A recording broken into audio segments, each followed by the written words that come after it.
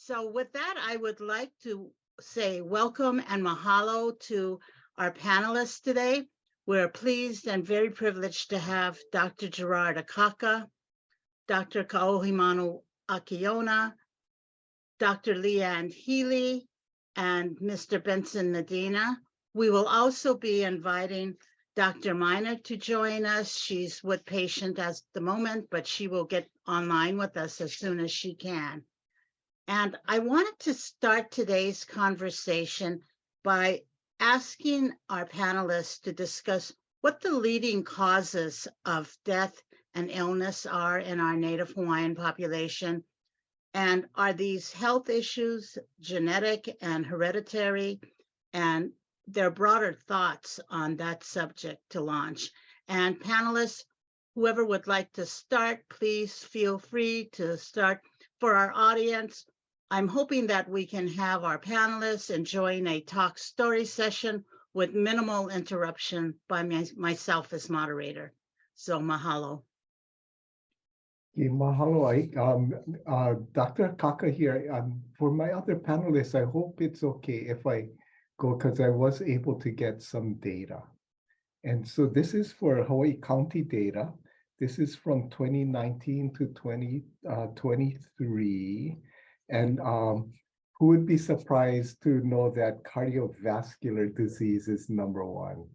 I think nobody, yeah, heart attacks and heart failure. #2 are the cancers. #3 are accidents. And again, this is for Hawaii County. #4, chronic lower respiratory diseases. That would be like COPD, emphysema, such. #5 is diabetes, and #6 was COVID. So, but I tell you this, looking at the proportions, cardiovascular disease blew everything else away, and cancers were kind of moderate second, and all the others were less.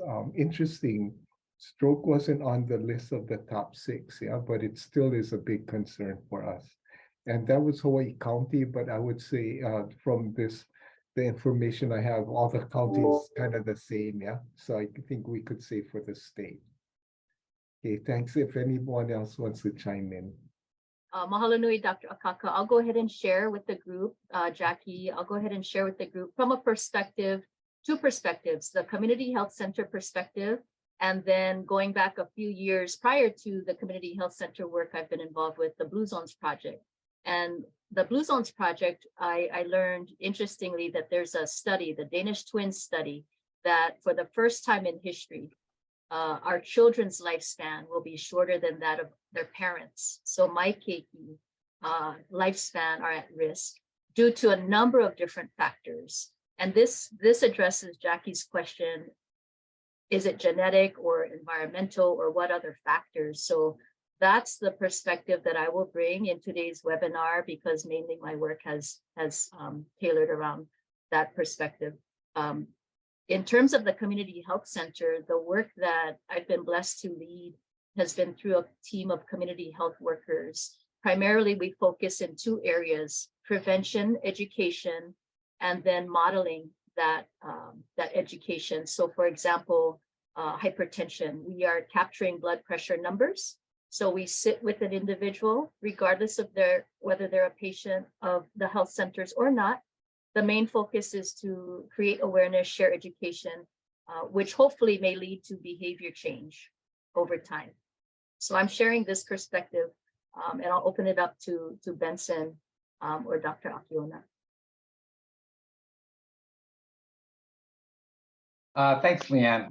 Part of what I do is work with one of our nonprofits here, Community First, and then I moderate 2 community discussion groups around health, one in East Hawaii and then one in West Hawaii. And then before that, I helped to manage the Access to Care survey that was island-wide, got about 23 or 400 responses. And so what I'll just kind of add on to Leanne, and the question was really, is it genetic or is it environmental? Is it cultural? And it's actually a combination of both. And what we're seeing out there in the discussion groups is that I think the group that's most at risk is this sandwich group that's sort of in the middle. People, young adults between 25 and 45 or 50 that are busy raising their children, but they're also taking care of their parents at the same time. So their priority is really, I got to take care of my mom and dad. Of course, I got to make sure my kids get it. And at either end of that, the keikis, they're going to school, they're learning a lot about healthcare, just healthy eating, healthy lifestyle. The kupunas, like, you know, me and Gerard's age, right? We're already on it already because people are saying, hey, you're getting old, you got to start watching your blood pressure, all that. But these guys that are busy right in the middle, that are working, they're not paying that much attention to their health. And part of it is that they're super busy. And the other part of it is cultural. We can kind of delve more into that. But that's what I'm seeing out there as far as the interaction that I'm having with the community out there. So I'll toss the ball over to Dr. Akiona.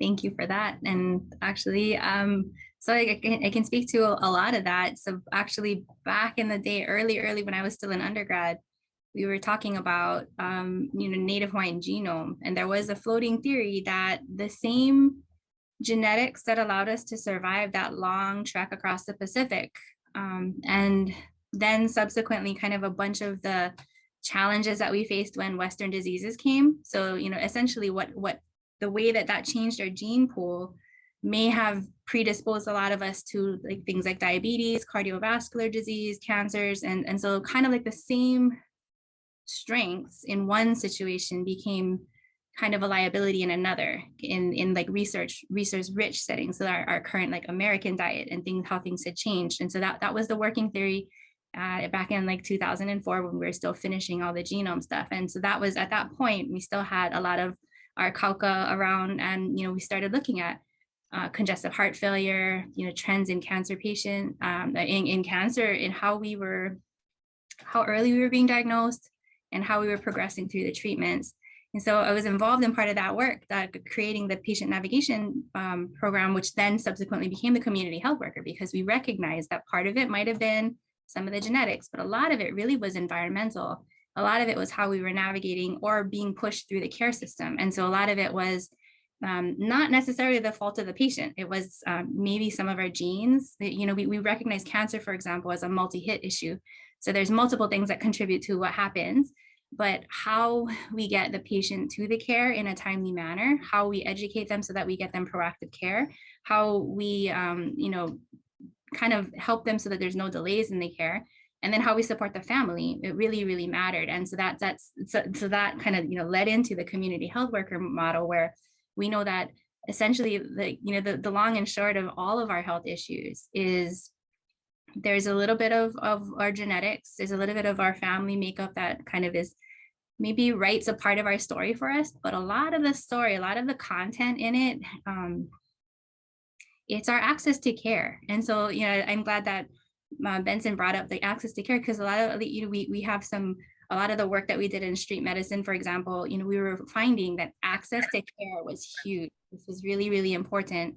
And we needed to understand how people were able to get the care, because then poho, we talk about what's causing things if we cannot even adequately address the need and how people are moving through. So yeah, that my contribution is that there was certainly, we are always looking at clusters and how our genetics are kind of predisposing us to things, but a lot of it is how we support the person and how we get them the care that they actually need. I see Dr. Miner is here, so we just started talking. So I think we just in the beginning. So you joined us just in time. Yep, and this is a great segue for the question that we just asked, which is, what are the leading causes of death in Native Hawaiians, and whether these health issues are genetic, hereditary, environmental, and so forth. But a great segue, because Dr. Akiona brought up the access to care and the support systems. And one of the things that we as Native Hawaiians recognize is that relationship is so foundational to all aspects of our life and our lifestyle. And so, what are the factors that help you as health professionals build trusting relationships with our Native Hawaiian community? And simultaneously, what role and how important is it that our ohana and our village participate in the healthcare system or the health access and care of our neighbors and our family, our ohana? Well, I can definitely speak to, the importance of the relationship and what has helped me personally with building relationships with those in my community. I feel very, very blessed to be practicing, where my family is from. And so as Hawaiians, we're so connected to our genealogy, right? And where we're from. And if you have a sense of where you come from, it helps you to know where you're going and how to connect to the people around you, for sure. I can think back to when I did my residency in California, there was a small handful of Hawaiian patients that found me. I don't know how they found me, but they did, right? And they're like, I only want to see you because you're from Hawaii and I'm already connected to you, even though I don't know you, right? So being here in Kona, my family is here. One of the coolest things that I experience is actually my patients who grew up with my parents or who grew up with my grandparents, which is so amazing. So they'll come in and then we'll get to talking and they won't know who I am because my last name is my husband's last name. And so they'll say, oh, where are you from? And I'll tell them where I'm from. And wait, who's your parents? Oh, who's your grandparents?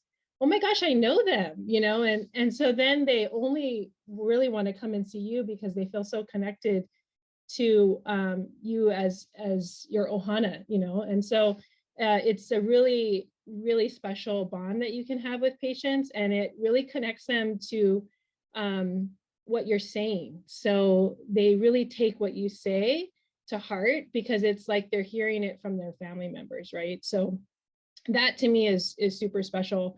My husband's family also is from here, and they live in Hawaiian homes right across the street from the clinic. And so a lot of my patients know them. And so then they make that connection. But the more people that we can have that come home and participate in the healthcare of our community who are from our community, it just really makes the biggest impact. When you have people who are coming and staying for a year and realizing maybe this isn't the place for them and then they leave, it's hard on the patients, it's hard on the people. But again, I feel very blessed to be in this situation here. And it's just kind of what's helped me as far as connecting with patients here.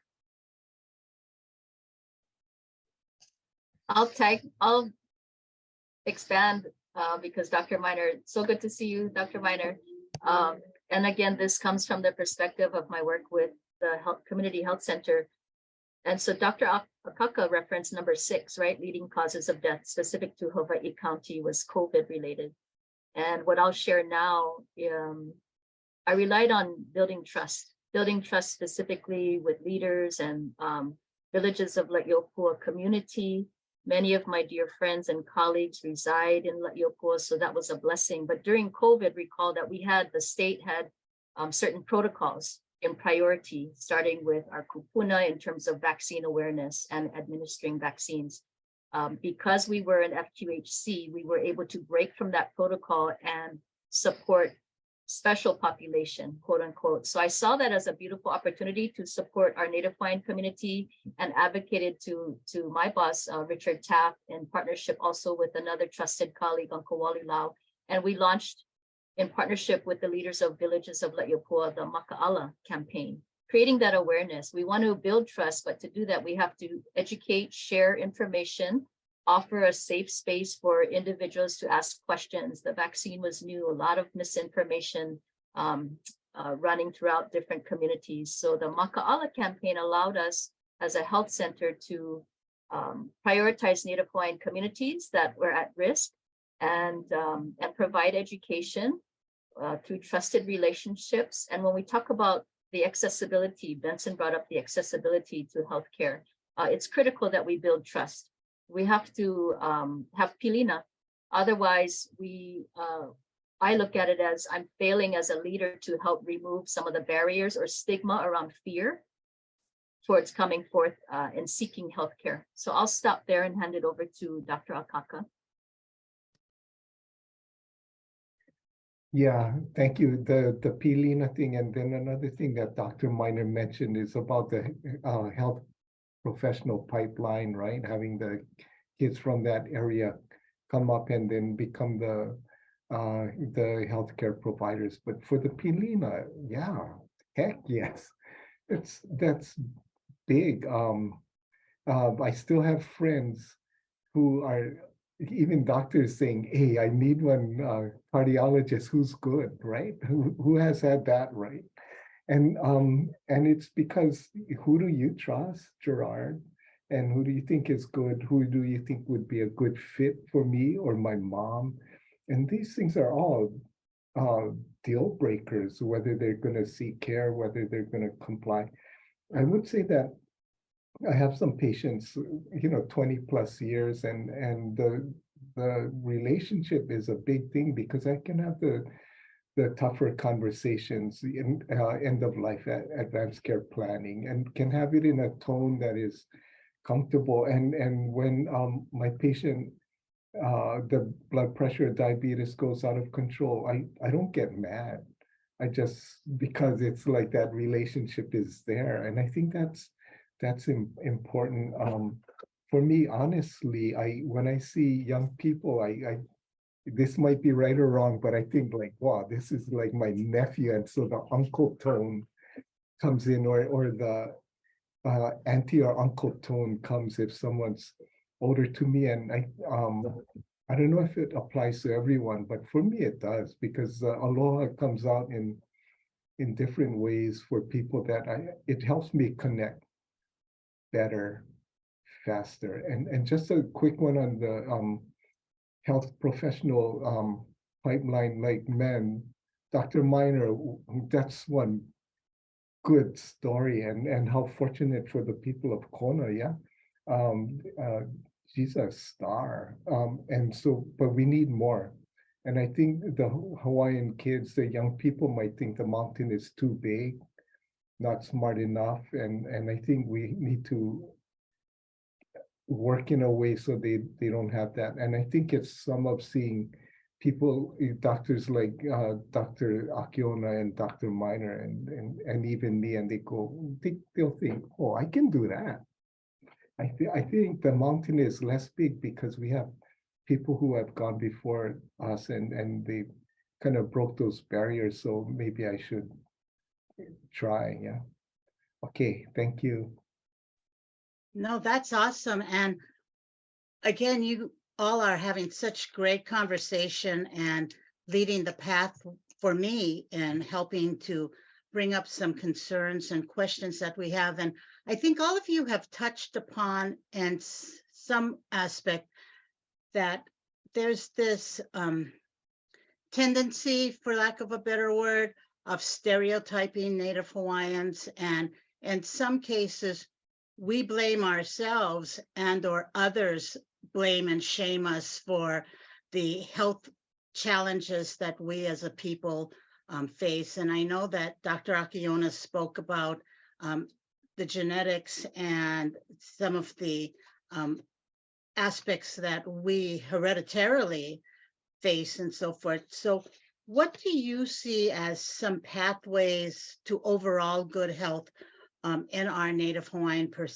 population? And are there programs and ultimately solutions to resolving some of our health issues? And what are some of the things that you see that we can do to help you help us as a population from a health perspective?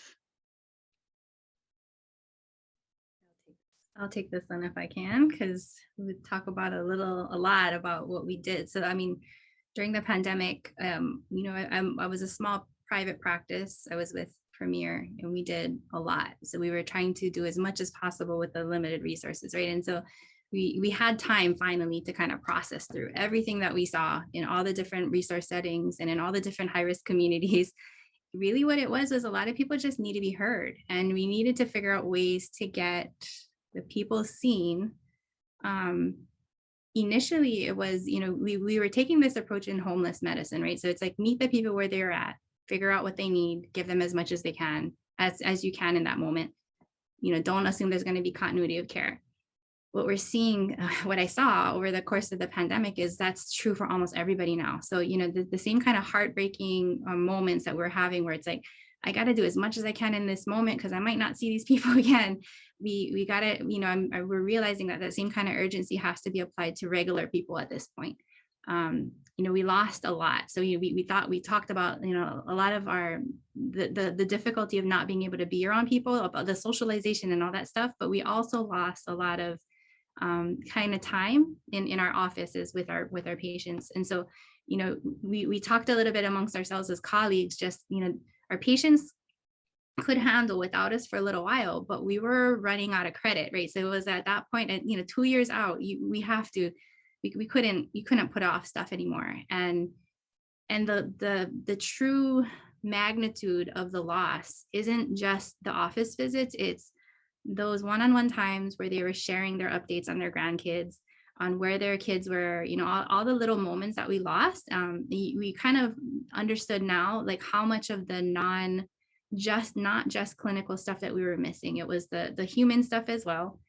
But what that translated into is now, I hate to be that person, but I'm getting a lot more 40-year-olds that are passing away. And so it's the urgency, the kind of the things that we thought we can kind of address later, we're having to really encourage people to address it now. And so like I would be in the office with, when I was younger, right? And oh, you're young, no worries, we get time. And now I would say that, if there's anything I can say that would help the doctors, it's kind of reframing your thoughts now. Like, I don't care if you're 30 years old or you're 20 years old, it's never too early. We gotta start kind of figuring out where you're at now, without alarming people, but then also just being like, we gotta be honest about it. Just like Leanne brought up in the beginning, we've reached a point, post-industrial America, we should have pretty long lifespans. Our lifespan has taken a dive for the second straight year. For America, we're living a lot shorter, right? And then the Pacific Islanders in particular, Native Hawaiians in particular, people under the poverty line in particular. So now our kids don't live as long as us, and there's generational impact. We're not going to be able to fix that overnight, but it really is just kind of, I think, on both sides of it, on my side and on the patient side, right? It's just we gotta re-engage again and have the basic conversations with care. We got to encourage everybody to access care again. And that might not look what it used to. And we're honest about that. It might not be just going to the office visit and establishing care anymore because we have so few of us, but but working through the system to figure out ways to amplify the care that we do have in a positive way. And then, people like Benson and, just making sure that the quality is there and that we're doing the right thing by the right people for everybody. Like, we're keeping this equal. We're not cutting corners where people aren't watching. And I think that requires, good leadership, like what Leanne was saying, good leadership to make sure that we're doing the right thing. And then Hawaiian faces and local faces, yes, but then also just all faces. At this point, we all need the help, right? So it's my bit. I'll turf it to next. I'll go ahead and go ahead, Dr. Miner, go ahead. I just wanted to add on just a note about access to screening, because that's been a struggle coming out of the pandemic. So this post-pandemic era, we're still playing catch up. We're still seeing patients, and every single day it's like, have you done your screenings? Have you got your mammogram? Where are we at with colonoscopies? All of these things. There was a time when there was a wait for a mammogram in Kona. I want to say like 6 months to get one. So if you had any sort of abnormal screening that you needed a follow-up on, it's been delayed. And that goes to not only the technicians and the amount of people they have to run the machines, but the people to answer the phones and actually get you scheduled are just not there. So call, 5 times, you're going to maybe give up after 5 times, because I've called so many times, nobody calls me back. I can't leave a message. And so patients come back and see me a year later and they still haven't done it. And it's like, I understand. I'm like, if I had to spend my entire morning just trying to get an appointment, and I'm working and taking care of my kids and all these things, it's not easy, right? So if it's not easy, it's harder to do. People are less likely to do it. Colonoscopy screening here is also a big challenge. And so we've, tried to use all these other ways with our, stool tests and things like that. The wait time for a colonoscopy here is at least, at the very earliest, like 3 months for screening with a GI. There's some other general surgery providers in Waimea that can get you in a little bit faster. But again, it's like all of that takes time. And then if something happens and you have to reschedule, or you're out, like, it's like getting a dentist appointment. It all takes time, right? And so the rescheduling and the access, and if it's too hard, it just makes it harder. One other thing I was just going to say, as far as pathways to health, I always promote as much exercise for our younger folks as we possibly can. And that goes to how we're creating access to that in our communities. In Kona, if you go down to Old Airport right now, and they have like half a dozen fields for sports, pretty much every single one is full or doubly utilized, because the kids are out there and they're playing and they want to. So we need, like, when you talk about what can we do, more parks, more sports. One of the best things I think they did for our Kalakahe area is put in that walking path below the high school. If you walk by, or if you drive by there, it is full. It is so cool, right? You see people exercising. So giving people the ability to do those things by creating the infrastructure, I think, is super important when you're looking at the community as a whole. So that's just my little tidbit. Mahalo nui. I'll go ahead and share. It speaks to exactly what Dr. Miner and Dr. Akiona were referencing. So to add along Dr. Akiona's, you mentioned urgency. I feel like personally, I've been on that trajectory of urgency to be a part of the solutions around Native Hawaiian health as we see it today, as we've seen it, as we envision it.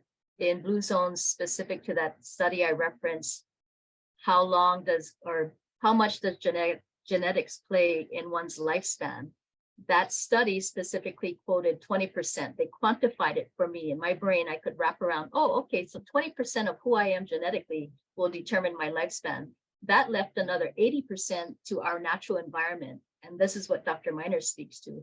Looking into our natural environment, finding ways to engage in physical activity, finding ways to become part of community, to stay active, make better choices.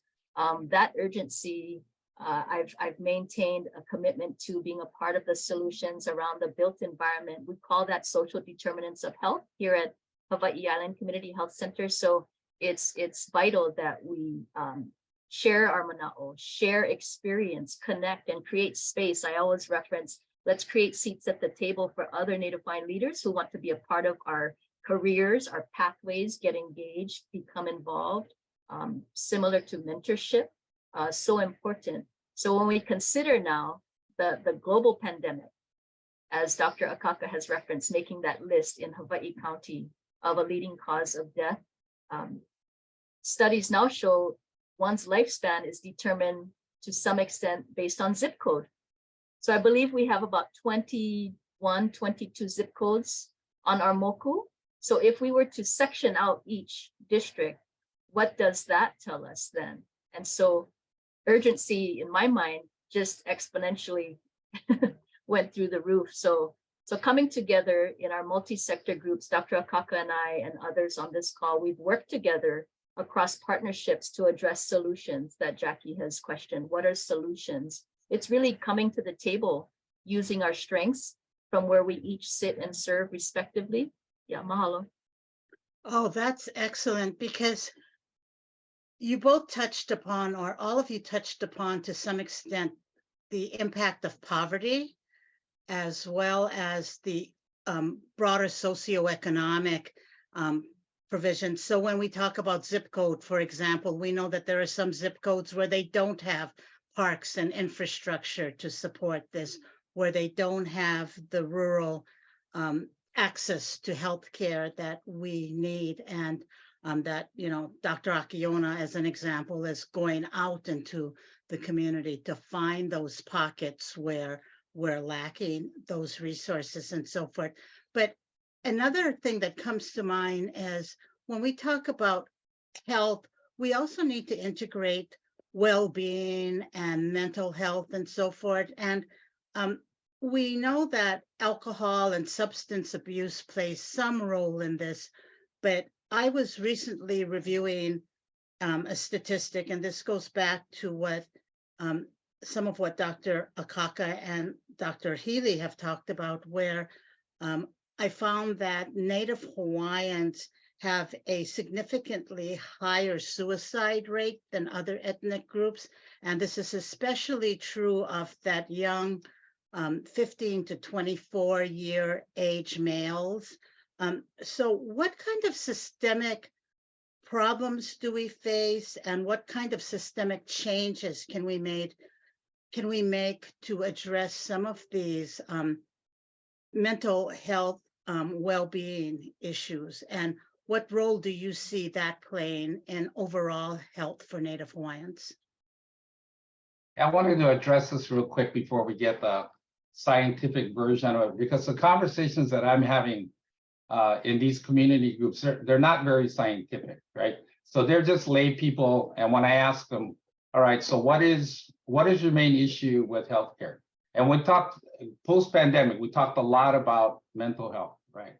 And so this is what I learned. They said, Uncle, you know, Uncle, we're driven culturally by two things, right? Shame and respect, right?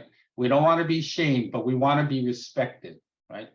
And so when those two things, shame and respect or disrespect, they get out of whack, it really works a number on people mentally. And especially like that age group, Jacqui, that you referred to, at that age, it's really difficult to have the kind of tools to deal with a lot of the pressures that they're talking about. And then culturally, one of the questions that we talk about frequently is that in our culture, our Native Hawaiian culture, is it possible to live a healthy lifestyle and still adhere to our culture, still be appropriate or acceptable within our culture, right? So one of the guys in my discussion group said, so Uncle, can I still bring carrot sticks to one cookout if everybody's bringing fried kole and smoked meat? I mean, you know, where it's imbalanced, like culturally, I cannot do that, right? Because they're gonna laugh at me, I'm gonna be shamed. So I can't go there. So their question is always about, all right, can I still retain my culture and still live a happy or a healthy lifestyle? And the answer is yes, you can do that. But it takes a really informed community to do that. It takes it's a long haul curve to change people's thinking about that. And so that's kind of what I'm seeing out there. And the stress about mental health, it's there. It's really real. And so, you know, I'm seeing it from just that cultural standpoint where people want to try to fit in, and sometimes living the healthy lifestyle isn't what they're going to choose, and so it's challenging for them. That's my thought. And I'll share, mahalo Benson, I'll share from the Hawaii Island Community Health Resources, our perspective. We have here available to any of our patients and community members through our behavioral health department, a phenomenal team that can work in partnership with, for example, Dr. Miner and other providers. Because of our FQHC model, we're a patient-centered medical home. So we provide that wraparound support. So if you come in to see Dr. Miner and there were certain diagnoses made, recommendations, we can partner with our behavioral health under Dr. Kat May and her team, or Associate Director Brandon Kang. We have that opportunity to kokua from this model of care. And again, just the work in reference to the community health workers, I often share with the team, we're the eyes and ears, as Dr. Akiona has mentioned. You know, we really are the eyes and ears. So if we see an area of need, with a specific group, shame on us if we don't bring that to light and share amongst our colleagues. And as we continue to build bridges across agencies with Dr. Akaka and others, the future is bright, is what I'm trying to say. The challenges are very real and complex, but each day I know everyone on this panel works diligently to the best of our abilities to address and kokua. So I'll open it to Dr. Akaka or Dr. Akiona. Have anything, Dr. Akiona? I think I made the mistake of like looking at the comments. I think Ross told me not to get lost in the comments. So, it's hard. This is a 1-hour conversation about Native Hawaiian health perspectives. And I think, my little bit, I think, I've been trying to think of, I have to concisely say like 3 things that I've been trying to tell all leaders and everyone, right? It's like, physicians, like, it's important. We got to get physician perspective. You got to hear from clinicians that are treating the people. Like when it comes to Native Hawaiian health, you got to hear it directly from the people that are in the clinic with the patients. And it's because we were trained in a certain way, right? So to like see this bigger picture, I think it's hard. There's an hour-long conversation. We're not going to be able to address a lot of things, right? But at the same time, we got to start getting things going. And there's always it drove me nuts because when we did the Cancer Patient Navigator program to begin with, that was 2004, 5, 6. They said the question that they posed to us was, why are Hawaiians bad at getting care? And that was awful. Like, it was the wrong question to begin with. It wasn't what's wrong with us. It was what was wrong with the system and how is it different for everybody? And I think just reframing the question was an interesting moment because, the perception from the provider side and from the patient side is it changes when you change how we ask the questions. And so, when we look at that was one of the things I was always worried about when we start off a conversation saying like, what are the top things that are killing people? Like, we inadvertently kind of, we are, focused on kind of the sad stuff. I saw a couple of people saying that they wanted to hear more about like assets that we have, and I think you're looking at a room of Hawaiian assets, right? So, like all the things that we've done, all of the changes that we've tried to make from Dr. Blaisdell and all the people that came before us is so that a room like this could even exist. I can tell you when I was starting to help put together this Cancer Patient Navigator thing, there was people saying that you had to choose between your culture or medicine, like that it couldn't exist, that it couldn't possibly have space to be a Hawaiian and an academic. And so I think, to comment on a few things that people have been kind of running through the comments, just this room in and of itself is a testament to the fact that that was wrong, but that it took 20 years, for people's perspectives to change. And it will take, a lot more work because, I think of things that we had before I left for medical school. We had a Native Hawaiian focused IRB. We had a lot of resources that kind of got dialed back, right? And I'm the same age as the people who were the first Punana Leo kids, right? So they grew up the entire time in Hawaiian language. So, it takes time for us to build the assets, especially with the cultural things that we needed in place so that, you can officially have a family who's never heard anything but Hawaiian spoken in one of our clinics. And officially we can meet them with a provider who can speak to them in Hawaiian and, they no longer need to be translated. And that is the longitudinal, like, I think of that as like the koa issues versus the kalo issues, the stuff that we need, we're focused right now. We were talking a lot about the stuff that's like the now, right? We have a lot of urgency. We have to feed the people now. We have to plant the kalo now. But a lot of what Heather and I exist because of the koa goals, because someone back in the 70s took the time to change things so that, we can actually have a room with Dr. Heely and Dr. Miner and Dr. Akaka, and we can exist, and hopefully this will happen again. But I mean, I just wanted to speak to that like Native Hawaiian health, the improvements there, the challenges are a lot, but then the improvements are just that I can have, like, look at how many colleagues we're able to pull together, and have a good conversation. This didn't happen as often as it when I was a kid. So I just wanted to say that. Sorry. No, and I think that's important that you share that, Dr. Akiona, because one of the things that we are seeing integrated more and more is our traditional healing practices and our traditional narratives are returning to the modern day Western conversation, including in the healthcare arena. So are there things that you see, because alignment of our culture is so important to alignment with our personal health care, including others, but also especially for Native Hawaiians, are there particular practices or values that you see worthy of integration with, for lack of a better word, modern medicine and health practices? I'd like to make a comment on that one. You know, what we're seeing in the groups is it comes down to this sort of seminal question, right? Does my health matter?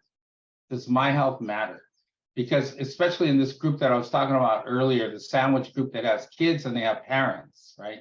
And our culture says, basically, the way I was raised by a pure Hawaiian mother and grandmother, it's like, hey, your kuleana is to take care of everybody. Take care of your brother, take care of your sister, you know. When you grow up, take care of your kids. You know, if we're around, you take care of us. But nobody ever told me, you know what, when you grow up, make sure you take care of yourself, that your health really matters. And so what I see out there community-wise is that disparity where we're all busy taking care of somebody else. And, you know, next thing you know, I read an obituary, you know, my classmate or our classmate, me and Gerard are classmates. You know, one of the greatest guys that was out there, Clayton Chong, he's a oncologist, and he's out there taking care of everybody in the world, and boom, heart attack, he's dead, 68 years old. And so I think, you know, culturally it's possible. And Dr. Akiona is 100% right. You know, when Gerard and I were in high school, this panel would have never happened. We would have never envisioned that we would be on a panel 50 years later with physicians, women, you know, Manawaini. I mean, how awesome is that? But we have to address that culturally, right? Because like I was saying earlier, the kikis are getting it. I mean, they're going to school. They have a 4th grade program, Healthy Me. They got the book. They're talking about healthy diet. By the time you're at kupuna age, they're calling you up, say, Mr. Medina, you're ready for your kupuna checkup every year. They're looking after me, all that. But that group that's in the middle, that's your guys' age, okay, you guys got to really drill in and say, you know, my health really matters. And I got to make sure that I'm looking after my numbers. And I'm going to be part of the group that's going to be out there helping to educate and to spread that word out there to everybody. You know, because Clayton was terrific, man. You know, when my wife was in the hospital, he'd come and say, "Bro, you taking care of yourself. You know, what's your blood pressure? You know, because he's always looking out for other people. But we have to make sure that we're looking after ourselves.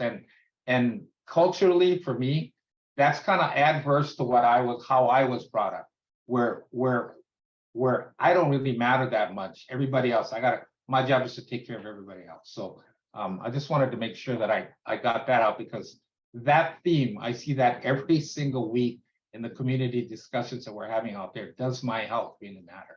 And it does. No, and Thank actually, you for that that's the hard perspective, part. Benson.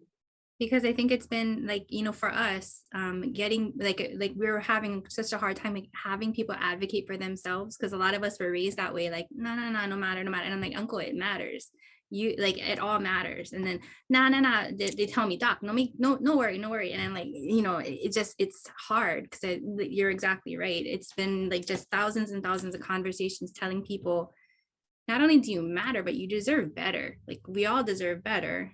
And, you know, and insurance people, like leaders, they all listen to you. So, you know, if there's anything you can take back to that group, you deserve better. I mean, everybody needs to hear from the community people. It's just like, you guys matter so much, because without the community people, all of our services, like everything stops, right? And and everybody, like, we're all overlapping on each other. So if you can take that back to the group, like, I mean, that's all I've been telling people, no matter where we go, like whether you're homeless or whether you're on, you know, living on top of Manoa Ridge, like, you matter. And, you know, we need to be honest, like, you know, you deserve good care and we can help you, but you're right. You got to tell them they matter first. And I'll share, Jacqui, I'll just share briefly, more specifically, again, to the Hawaii Island Community Health Center, two of our partners, Papa Ulalokahi and Malama Olana Oiwi, excuse me. We have been blessed to have these partnerships, but we have been more blessed in partnership with one of our insurance payers, Aloha Care Quest, in the past year, maybe two now, has been the first payer to offer traditional Native Hawaiian programs as a benefit to beneficiaries of MedQuest. Lomi Lomi, Aipono, Ho'oponopono, and Hula. So for the first time in history in our state of Hawaii, we are seeing insurance payers ma'atu what has to happen on their end, because it's really a full spectrum of care. From Benson's point of an individual and our mindset, how we've been raised and been led to believe. And then we have our hui here that has taken a seat at anywhere we have been blessed to around this challenging topic or profession. And then we have the third parties, right? So this has been a beautiful time in Hawaii's history. I'm excited to see this grow in the future. I hope other payers also provide, because that then brings the conversation to another arena, the economics, the financial, the affordability, right? So we do our best to leverage the resources, what we have, and certainly what I'm sharing can lead us to another arena, the systems change. I had a blessed opportunity to be a panelist on mayor sustainability, and we were all asked by our moderator, what's the one message you would love to share? And my humble message was, please, everyone here today, where you sit, whether it's state, county, private, nonprofit, interested individual, please think of the social determinants of health and the policies that we are augmenting or shifting, because we may have, Dr. Akaka and I may have good pilina, but the policies, the language, the way it's written, his organization, my organization, we may not be able to work together to fully optimize that beautiful vision of a healthy Hawaii. Does that make sense? Yeah, so. Absolutely. No, absolutely. And Dr. Minor, I know that you were so gracious in sharing with us some of your perspectives, being from Kona and having the privilege and blessing and being so grateful to be back in Kona. And Leanne just touched upon policies and regulations and so forth. So do you see any policies and regulations that perhaps over your lifetime, your parents, your grandparents, and now you are playing the role that you are, an important role in our community. Do you see any policies or regulations that we need to change that or enhance that would add to that systems change that Leanne is referring to? Well, I think, every single person that gets involved, they bring their experience to the table, and they bring their background. And so in my circumstance, I was able to come to a community that I had background and experience and connection to. And so John Burns is starting a program where they're going to be having students train in Kauai, I believe, is what I heard, and with the expectation that they'll go back and serve that community. And so there's some, I think, funding for that, which I think is key. I'm a recipient of the Native Hawaiian Health Scholarship, so that's how I was able to get myself through medical school. And part of that was coming back and working in a community, which I plan to do anyway. But you can get sidetracked along the way. But if you have a a plan that you are coming back, you know, that's part of that. So I think those educational programs that have been developed obviously are going to help to build a community. So, you know, to me, that's really important. And John Burns Medical School has been able to expand that most recently. So it's really great to see those programs coming to light. Mahalo. And we're right at 12:50 and we want to honor both your time and the time of our audience. But all of you, I think, have already set the tone that we need to reframe the narrative in many respects when we speak about ourselves as Native Hawaiians and the health challenges and also the health opportunities we have. And so that's really important. So I'm going to ask that as we close, each of you think about,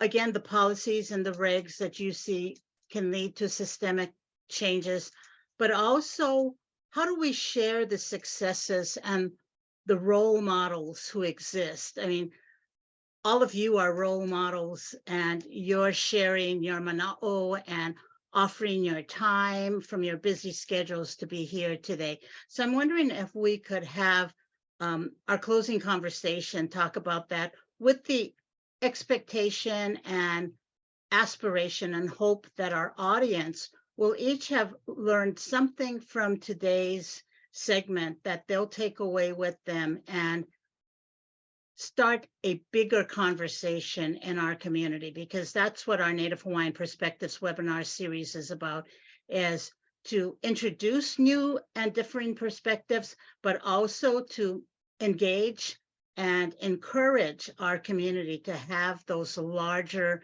discussions and reframe the narratives where it's appropriate. So with that, I will let you all continue with your talk story.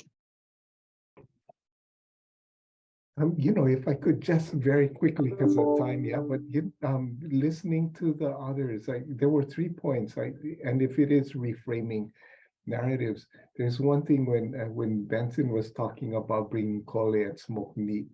For me, I think that's okay. It's just how much of it do we eat, right? So reframing that narrative on, well, you know, we can eat, just not so much. I mean, for me, if I'm almost full or satisfied, that's when I push away from the table. And I think some of us or many of my patients, they just eat till they're full.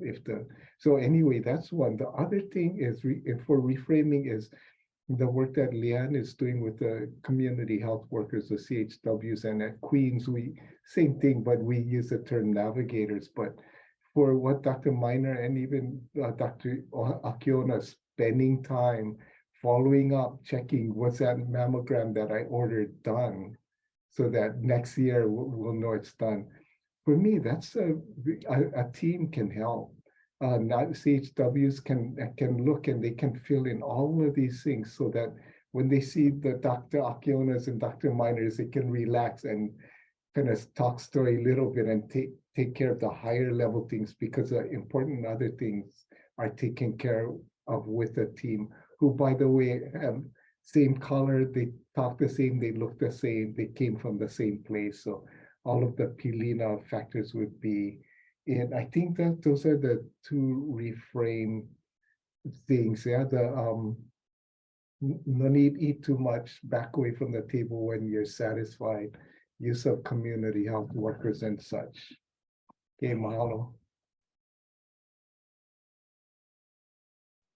And I'll share in just speaking to Jacqui's question, 2 things. One is we all have kuleana. We all have kuleana to share our mana'o. We all have kuleana to participate. And for anyone in community, feel free to reach out, right? If you need an advocate, if you need somebody in your corner to ask the questions, to better understand, feel free to reach out to any one of us. We do the work because we love it and we have kuleana around it. So it's just been such a blessing. Mahalo nui for having us today, Jacqui. Yeah, I just wanted to add thanks, Leanne, and Leanne, by the way, for part of one of the groups that I moderate, so I get to see her pretty frequently and hear her opinions on things. So what I would like to close with is that one, we're doing a much better job than we used to do, right? So when I was in high school, I remember going to a Chinese restaurant and used to eat kao yuk. Remember kao yuk? That red, it's mostly fat, right? And so now I went to a restaurant one time and I saw it on the menu, and my granddaughter said, Grandpa, that's too much fat. You can't eat that. And so I'm like, wow, okay, here's awareness now, right? And so generationally, we're making advances. And I think it was our class, me and Gerard's, Marcy King is on, and she made the comment, hey, is there something that we can focus on our successes? And we should. And we should always be acknowledging, like, we're making strides, we're improving. It's slow, but we're improving. But somebody, it's this group, it's more the community. Culturally, we have to continue to push. We cannot just give up. You can't just say, these Hawaiians, they're not gonna listen. No, you have to keep talking. It's just like, my dad used to say, hey, my job is to just keep talking, is to keep putting it out there, saying the same thing over and over and over again, because some point you're gonna get it. And it's so ironic that nowadays I'm saying the same stuff that he said. And so when I look at my kids, I'm like, hey, I don't care if you like it or not. My job is to keep telling you, hey, you got to eat better, got to get out there, you got to be more healthy. I mean, just that what Rose was, or Dr. Miner was saying about all the baseball fields, they're all full now. People are moving around, right? And it's not rocket science, right? You got to eat well and you got to move around, and then good frame of mind. For us kupuna, they tell us, hey, 3 things: healthy lifestyle, you got to be financially secure, and you have to have a good social network. And that talks to just really the condition of our mental health. So we are making strides, and those are the people that came on today. They're trying to add their mana'o. Hey man, volunteer. There's all of these really great nonprofits out there that could use your help, that could use your mana'o, that could use your energy to get in there and help to move the needle. It's moving just a little bit, but everybody help the thing can go, right? That's that pilina, right? We got to allow Lima for the benefit of everybody. So thank you for having us today. It was awesome. Thank you. And if we could hear from Dr. Akiona and Dr. Miner, again, so grateful to have you both here. And we have a couple minutes left before we have to say aloha. Thank you so much for having me. I think one of the things I just wanted to leave as we close is, a lot of times for us as physicians, we get stuck in the exam rooms. That's the job that we're the only ones that can do that piece of it. So we don't get out into the community nearly as much as I know for myself I would like to. One of the nice things about being part of the health center here is that there's a lot of community outreach opportunities. And when, like Leanne talks about the payers getting involved to help fund and provide more options for patients, that is what we really need. Pre-pandemic here at Kealakehe at our clinic, in our pavilion, there were yoga classes, there was Zumba classes, there was, all of these things going on.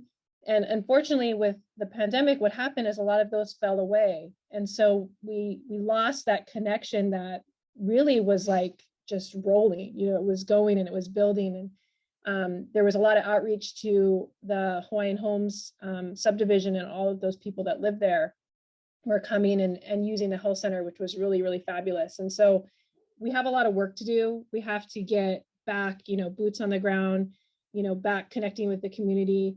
One of the things that also was happening, which was really great, is there was these large meal pickups. And I don't know if on the other islands you guys were having those, but at La'iopua right here, they were making meals, and then they had people lined up, in their cars coming to pick up meals, like a couple nights a week. And it was like, wow, look at all the community coming together. And it takes a community, it takes everybody getting involved. And, you know, the more that we can engage with the community, the better the health of community is going to be. So I think we have a lot of work to do, and we have a lot of sort of backtracking and picking up and getting people back in place again as we're all kind of coming out. But like I was saying, you go to the baseball fields and they're full. So people want to be out and about, they want to engage. And so it's an exciting time, actually, you know, and we can think about things in a negative light and the disparities and this, that, and the other, or we can say, hey, like there's a lot of people here willing to help who want to engage. And we also realize what we were missing, you know, the last couple of years.